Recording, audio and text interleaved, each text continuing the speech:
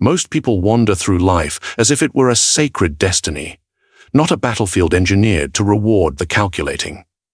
In this video, we expose the illusion life is not fairness, fate, or fortune. It is a game, and you lose the moment you forget that.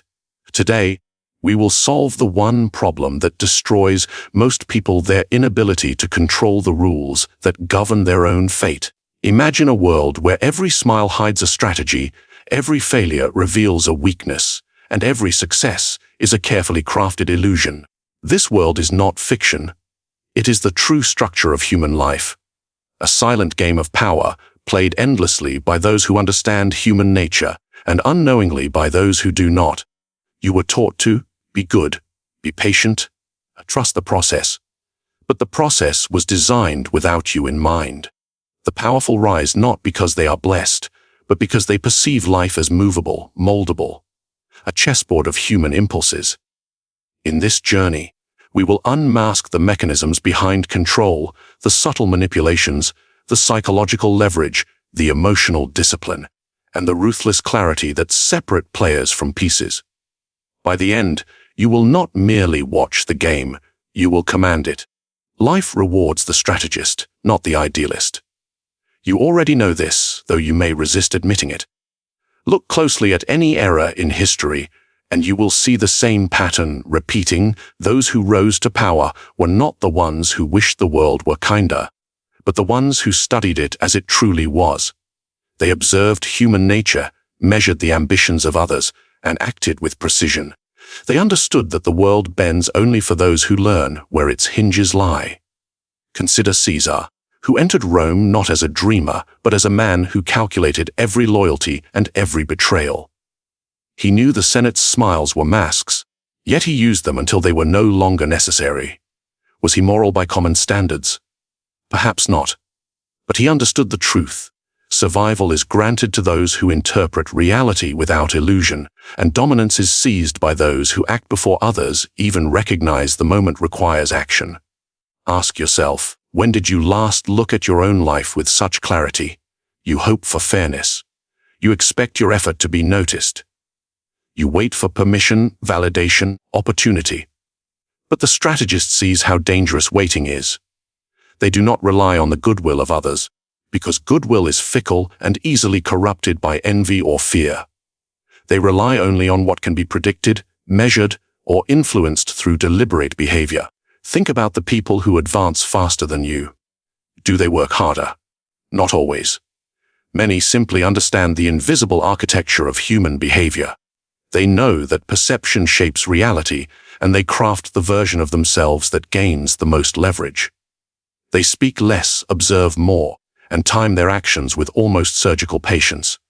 While others chase perfection, the strategist pursues advantage. In psychology, this ability is often dismissed as manipulation, yet it is simply awareness paired with intention. You already influence people every day, through tone, timing, posture, reaction, but the strategist does it consciously. They do not hope their message is understood, they design it to be. They do not trust their environment, they shape it. And they do not reveal their motives, they let results speak in their place. Consider a common workplace scenario. Two people perform the same amount of work. One expects recognition because they are diligent. The other anticipates that diligence is invisible without strategy. So they manage impressions, build alliances, and deliver results at moments when eyes are watching. Guess which one rises? Guess which one is forgotten? Merit matters only when it is positioned where it can be seen. Strategists understand another truth. Most people do not see the world, they see their hopes projected onto it. They believe others think as they do. They assume intentions are pure. They expect reciprocity where none exists. This blindness is not just naive, it is dangerous. Because those who see clearly can guide, steer, and sometimes quietly exploit those who see only what they wish to see. So ask yourself, without excuses, are you interpreting the world as it is, or as you would prefer it to be? The strategist begins with radical honesty, turning their gaze inward before extending it outward.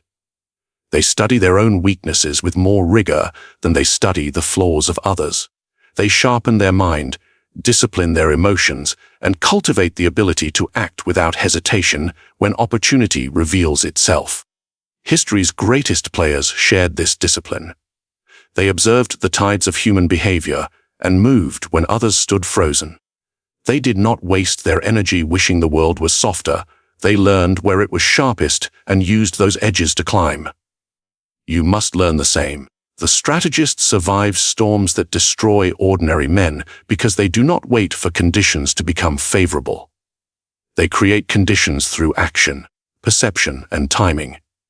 And they understand that control is not found in dominance alone, but in the quiet ability to predict how others will respond long before they are even aware of their own impulses.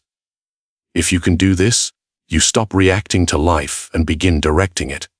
And once you direct it, the game changes, because you are no longer a piece on the board. Control begins with controlling the narrative.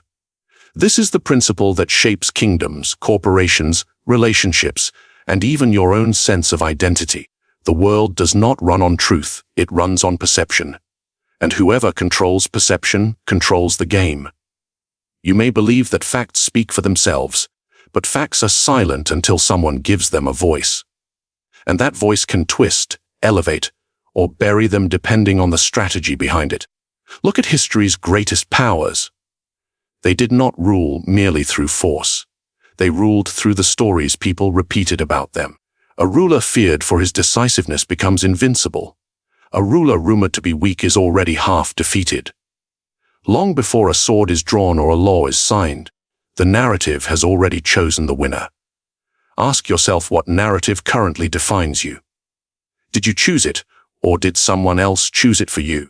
Consider how Caesar returned to Rome after crossing the Rubicon. His soldiers were loyal, yes, but his victory began with narrative control. He portrayed himself as the voice of the people, the protector against corruption, the inevitable future of Rome. And while his enemies scrambled to argue over technicalities, Caesar shaped the story that shaped the city. He understood the lesson you must learn. The human mind gravitates toward clarity, confidence, and simplicity. Whoever provides the clearest story becomes the default authority. In your own life, narratives shape how others treat you. Think about your workplace. A co-worker positions themselves as the problem solver, even if their solutions are mediocre. Another frames themselves as the peacemaker, even though they simply avoid conflict. Someone else frames their failures as noble sacrifices, and people accept these narratives because they relieve them of the effort of thinking deeply. They believe the story because the story is convenient. Meanwhile, you may rely on effort, skill, or honesty alone, and find yourself overshadowed by someone who mastered perception rather than performance. Is that unfair? Perhaps.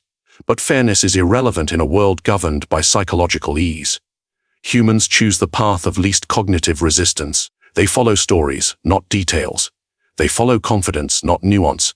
They follow whoever speaks first and loudest, or whoever quietly crafts the subtlest narrative that aligns with their hidden desires. Consider a classic manipulator's tactic: reframing. Instead of defending themselves, they redefine the situation entirely. If accused of incompetence, they say the environment is chaotic and only they are willing to confront it. If caught being selfish, they claim to be the only one brave enough to make hard decisions. They twist perception until others doubt their own interpretation. And once doubt is planted, control follows. Have you ever noticed how easily people adopt labels that others place on them? Difficult, shy, reliable, unambitious. These labels become prisons unless you deliberately rewrite them. Because the moment people believe a narrative about you, they begin treating you according to that narrative. And if you don't challenge it, you silently agree to it. But narrative control is not merely external. It is internal first. Your mind repeats a story about who you are, what you deserve, and what is possible for you. If that story is weak, your actions will be weak. If your story is unclear, your direction will be unclear. The strategist begins by rewriting their internal narrative, not with empty affirmations, but with strategic identity. You must choose the role you will play and behave as if the world has already accepted it. Once you embody a narrative, others adapt to it because consistency in your behavior forces their perception to shift. History's most effective leaders mastered this dual control. They shaped how they saw themselves and how others saw them. They made their intentions ambiguous, their weaknesses invisible, and their strengths unavoidable. They understood that truth matters only after perception has been defeated or conquered. So ask yourself, if your life were a story, who is writing it right now? You? Or the opinions of others, your fears, your past failures? Whoever authors your narrative controls your future. And if you do not seize the pen, someone else will happily write your destiny for you. Line by line, limitation by limitation. Now, once you control perception, what comes next? How do you use the weaknesses of others to reinforce your narrative and extend your influence even further? The next keynote reveals exactly that. To master others, you must first understand the weaknesses that rule them. Fear, pride, desire, and insecurity drive more decisions than logic ever will. People think they act from reason, but reason is usually a servant of emotion. If you learn to read these impulses, you gain leverage over anyone. History rewards those who weaponize human weakness, not those who ignore it. Consider how cunning advisors in royal courts survived. They observed what frightened a ruler, what flattered him, what enraged him, and they maneuvered accordingly. They did not resist emotion, they redirected it. By doing so, they shaped kingdoms. Ask yourself what weakness governs the people around you. Some seek approval. Some fear conflict. Some crave attention. Some cannot tolerate uncertainty. If you identify their primary drive, you can predict their reactions with frightening accuracy. Prediction becomes influence, and influence becomes a subtle form of power they notice too late. When you understand weakness, manipulation becomes unnecessary force, it becomes simple guidance. A person dominated by fear moves wherever safety appears. One driven by ego follows praise like a shadow. Another enslaved by desire pursues whatever promises relief. You do not push them. You merely offer the direction they crave. Consider a workplace example. A manager obsessed with control fears uncertainty more than failure. If you present your ideas as stabilizing, they will accept them even if the ideas serve your agenda. You did not overpower them. You aligned with their weakness. Their fear became the engine of your influence. Or think of desire, the most predictable weakness of all. People will abandon logic, loyalty, and even self-respect to obtain what they crave. A skilled strategist identifies the object of desire, then positions themselves between the person and their goal. Whoever controls access to desire controls the person entirely, completely. Pride is another weakness ripe for exploitation. The proud cling to their image more tightly than to truth. If you frame your request as a chance for them to appear wise, strong, or admirable, they complain eagerly. You are not manipulating them harshly, you are echoing the story they accept. In relationships, weakness shapes dynamics more than love ever could. A partner afraid of abandonment tolerates disrespect. A partner driven by insecurity demands constant reassurance. A partner hungry for admiration falls for flattery disguised as affection. If you understand the weakness beneath their behavior, you understand the strings attached firmly. But remember, this exploiting weakness does not require cruelty. It requires clarity. You must see what others refuse to see.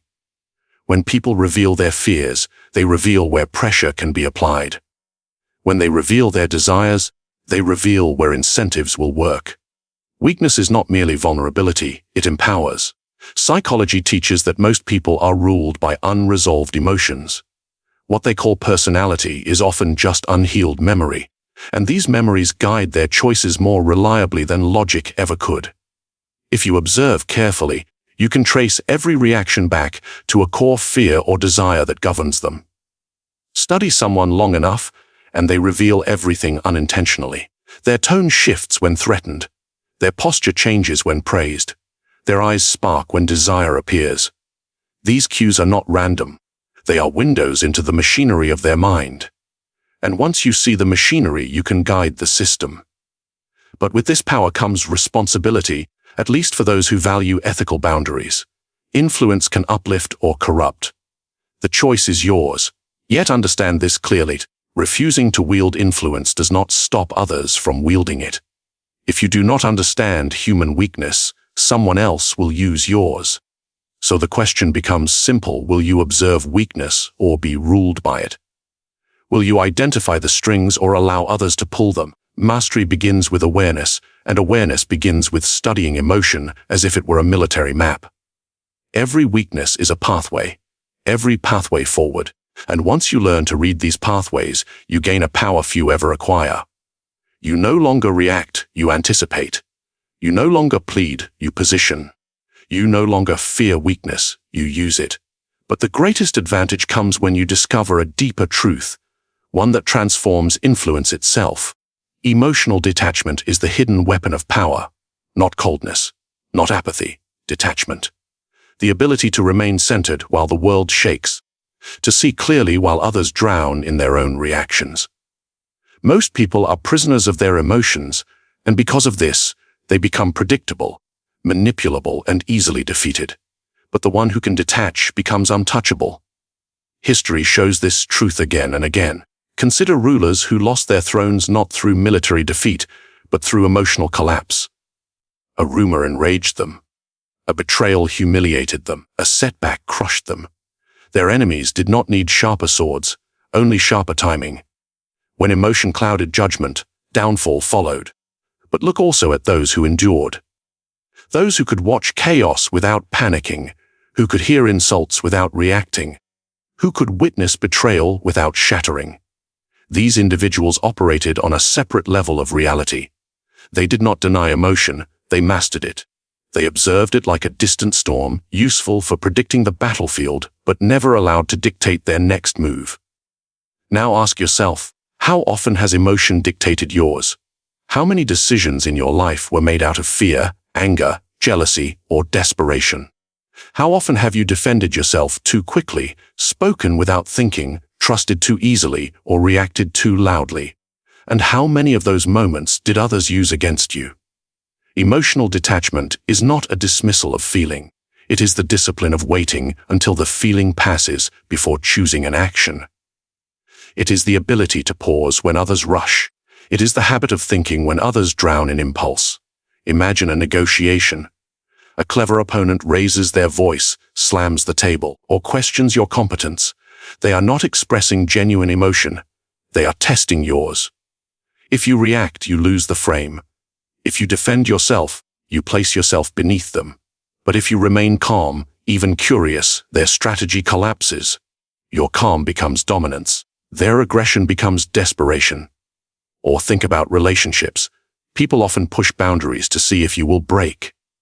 They provoke, withdraw, or create emotional imbalance to gain control. If you react instantly, they learn which buttons move you. They gain a map of your psychological vulnerabilities.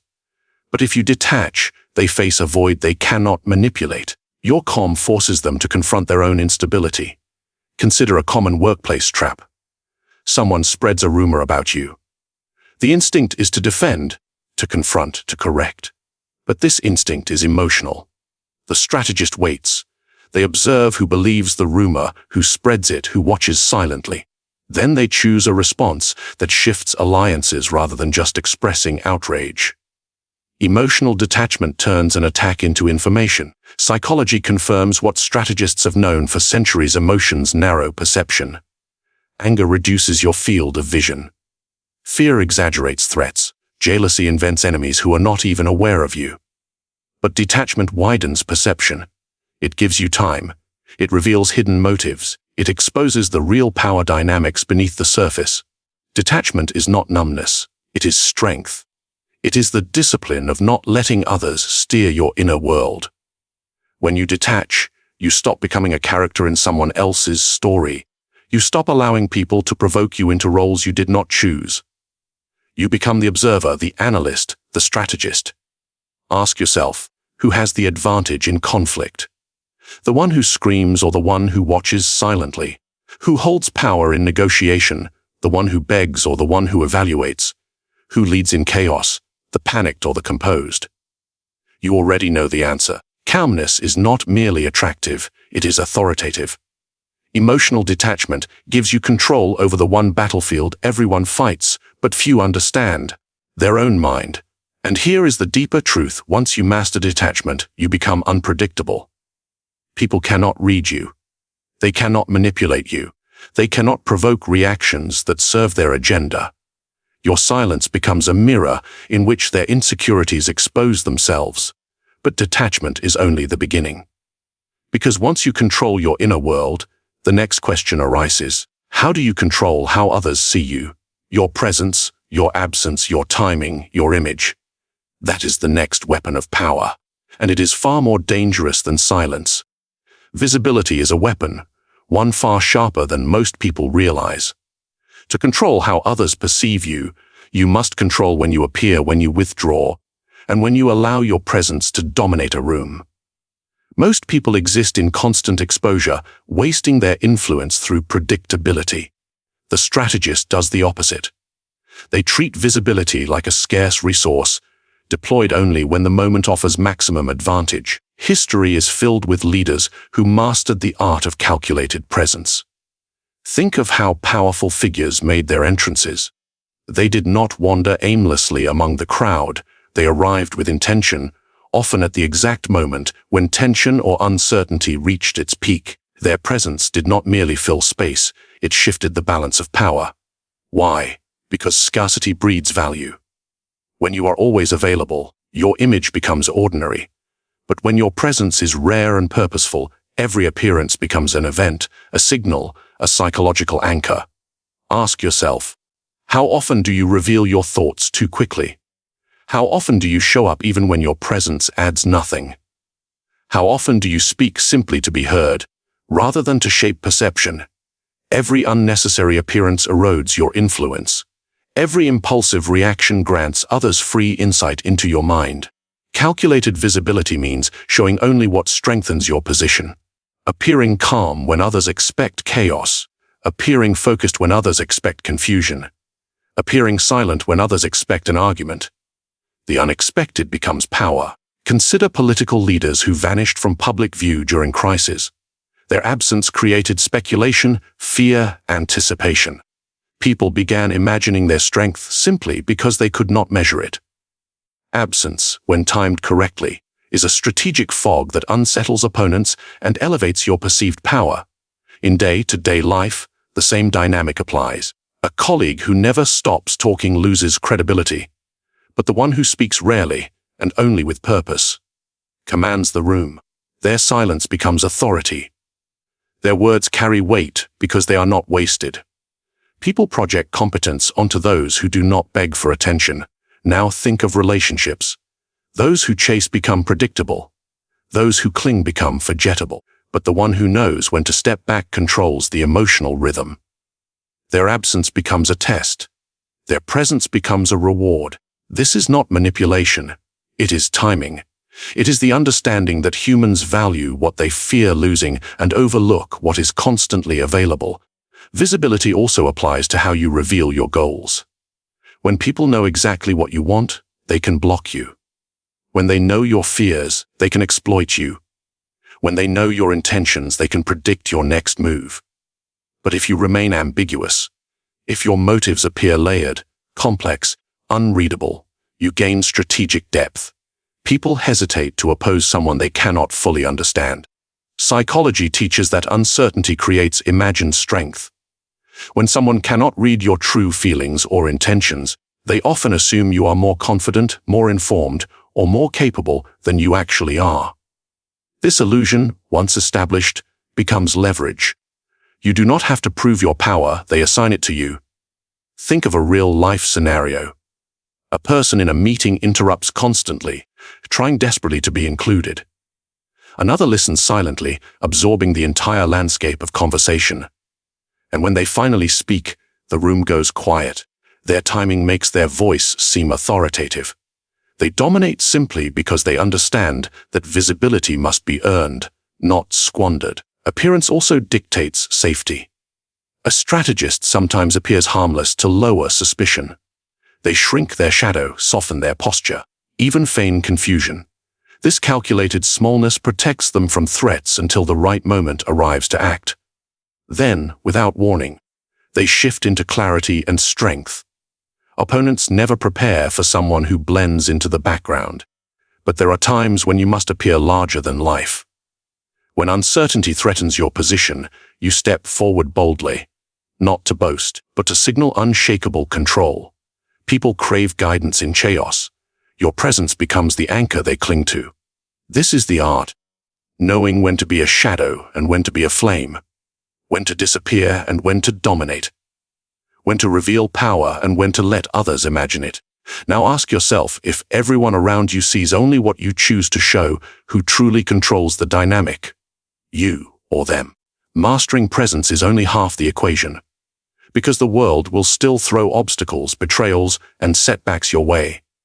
The next question is, how do you turn those obstacles into leverage? How do you convert adversity into advantage? Now you arrive at the next threshold, the point where manipulation is no longer about what you do, but about what you allow others to believe. Keynote 6 is not for the gentle-hearted. It forces you to confront a truth most people never dare to consider. Perception is the battlefield, and you are always being evaluated, even in silence. Ask yourself this: how often do you let others define the emotional climate of a room? When someone raises their voice, do you match it, shrink from it, or quietly redirect it? These tiny choices reveal your psychological posture long before you ever speak. In the courts of Renaissance Italy, a prince's dominance wasn't measured solely by armies, but by the tension he could control. A ruler who mastered composure possessed a weapon stronger than steel. People feared unpredictability, but relied on consistency. When you learn to project both, you gain an advantage that no title can grant. Consider the power of the controlled reaction. When someone insults you, the knave respond with anger, the timid with silence, but the strategic with curiosity. A calm reply forces the aggressor into confusion. They expected you to defend your ego, not expose theirs. This is why emotional discipline is the highest form of manipulation. It allows you to reshape conversations, timelines, and choices, all without overt force. Think of the famous Roman general Fabius Maximus. He won battles not by charging into conflict, but by starving his enemies of momentum. He refused to give them the reaction they wanted. His restraint bent the war in his favor. This same principle governs modern relationships, negotiations, and power struggles. The one who controls the pace controls the outcome. But pace is not only about slowing things down. Sometimes it is the art of accelerating a decision before the other person has time to think. A seasoned manipulator knows when to pause and when to strike. Now ask yourself, do you shape the tempo of your environment, or are you dragged along by it? Let me tell you a story pulled from everyday life. A man seeks a promotion, but the room is full of louder, more ambitious rivals. Instead of competing for attention, he uses timing. He speaks less, listens more, and waits until the others exhaust themselves. Then, when the moment of clarity arrives, he delivers a precise, well-crafted insight. His restraint transforms him from background noise to the only voice that matters. He didn't win by out-shouting. He won by out-waiting. Such is the nature of psychological tempo. You don't need to dominate the room, just the moment. And yet, control without awareness is brittle. You must understand the emotions of others as intimately as your own. Do you study their tells? Do you observe what irritates them, what soothes them, what compels them to agree? Even friends reveal their patterns if you are patient enough. In Florence, alliances shifted like sand. Those who survived were the ones who predicted emotional storms before they erupted. They watched facial expressions, hesitations, the subtle tightening of a jaw. Information wasn't simply gathered, it was harvested. Today, the same skills apply. Watch how people react when you contradict them softly. Notice who becomes flustered and who becomes calculating. These small responses reveal their deeper fears and ambitions. Once you see these patterns, you gain leverage without declaring your intent. But here is the darker truth: emotional mastery requires sacrifice. You must silence your own impulses to read the impulses of others. Most people fail here. They cling to the illusion that sincerity alone will protect them. Sincerity without strategy is a gift to those waiting to exploit you. So Keynote 6 demands this shift: learn to become the observer who dictates the rhythm of interaction, not through force, but through disciplined awareness. Let others rush panic and reveal themselves. You will remain centered, truly, deeply, deliberate, and unreadable. If you can achieve this, you will no longer chase influence. Influence will begin to orbit you. But remember, mastery of tempo is only the beginning. The next keynote exposes the phase where control over others becomes indistinguishable from control over yourself. And that is where the real danger begins. In the end, the most effective control is the kind no one notices, not force, not threats, but quiet influence planted like a seed in the mind of another. You now understand the truth: people are moved not by commands, but by the illusions they willingly accept. Give them a story they believe is theirs, and they will walk exactly where you want them to go. Ask yourself, how many of your own decisions were truly yours? How many were shaped by someone who understood these methods long before you noticed? This is the architecture of unseen power. Subtle, silent, unquestioned. If you wish to master it, the journey does not end here. So tell me, what part of this strategy struck you the hardest? Comment below. Share your thoughts. And if you want more lessons drawn from the darker edges of human nature, subscribe now. Share this video with someone who thinks they cannot be manipulated. Let them discover how little control they truly have.